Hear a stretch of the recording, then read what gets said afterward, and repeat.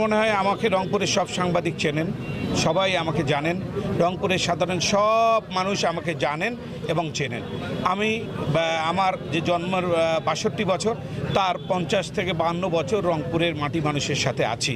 রংপুরের মাটি মানুষ বলবে আমি ভালো না মন্দ, আমি খারাপ না আমি ভালো, এটা রংপুরের মানুষ আমার মূল্যায়ন করবে ইনশাল্লাহ সামনের ইলেকশনে।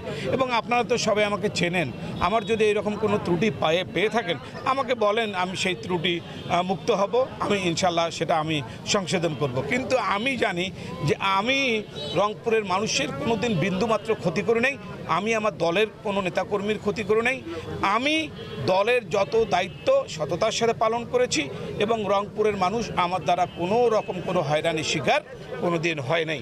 উনি রংপুরে থাকেন না, উনি রংপুরের বাইরে থাকেন, এটা রংপুরের সব মানুষে জানেন। অতএব আমার বিরুদ্ধে যদি বাইরের কোনো মানুষ কোনো অভিযোগ করে, আমি মনে করি সেটার সত্যতা নাই, সেটা অসত্য, সেটা আমি বলবো না মিথ্যা, মানুষ বলবে সেটা মিথ্যা। আমার যে অধিকার, আমার যে এটা হকটা, এটা আমাকে দিতে হবে। এই হকটা আমাকে না দিলে অন্যায় হবে, অন্যায় হবে। আমি বলতেছি, আমি বিশ্বাস করি অন্যায় হবে। আমি মনে করি দল এতটা অন্যায় করবে না, কারণ যাদের নামগুলো আসছে তাদের বিরুদ্ধে নানান রকম অভিযোগ আছে, আপনারা সবাই জানেন।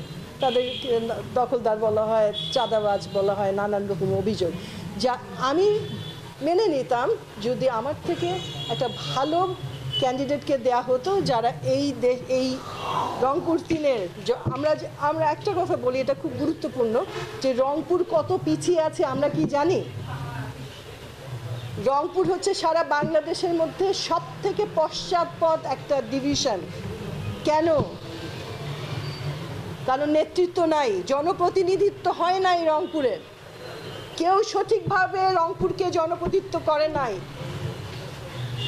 ৩৫ বছর এরশাদ ক্ষমতায় ছিল, রংপুরের জন্য কি করছে আপনি জানেন? রংপুরের পার ক্যাপিটা ইনকাম কত রংপুর ডিভিশনের? ১৫০০ এক বছরে। চিটাগাংয়ের কত জানেন? ৩,০০০। এটা বুঝতে পারছেন যে রংপুর কত পিছনে আছে?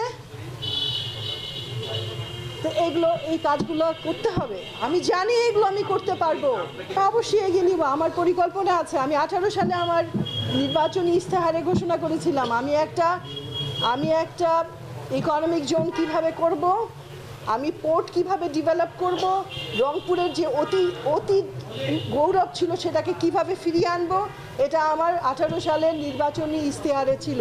ওটাকে আমি আরও ডেভেলপ করেছি, আরও পরিপক্ক করেছি।